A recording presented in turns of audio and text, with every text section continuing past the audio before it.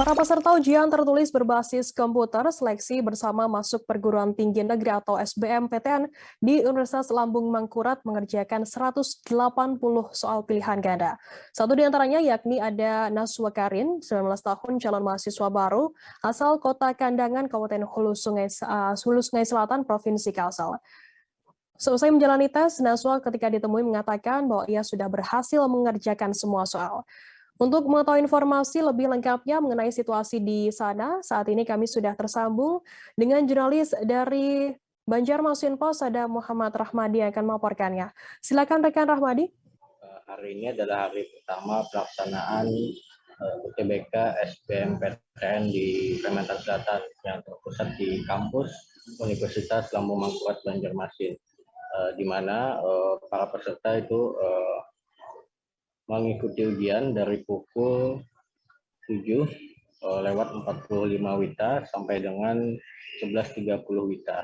Nah, saat selesai mengerjakan tugas ataupun soal-soal UTBK, saya berkesempatan untuk menanyai sejumlah peserta, di mana mereka mengatakan bahwa ujian kali ini memiliki tingkat kesulitan yang beragam, mulai dari sangat mudah hingga soal yang sangat sulit.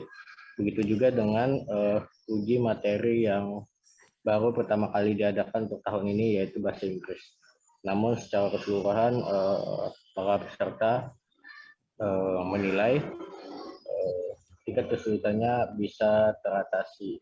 Nah, kemudian juga terpantau ada beberapa peserta UTBK yang tidak hadir pada hari pertama pelaksanaan ujian seleksi bersama untuk tahun ini.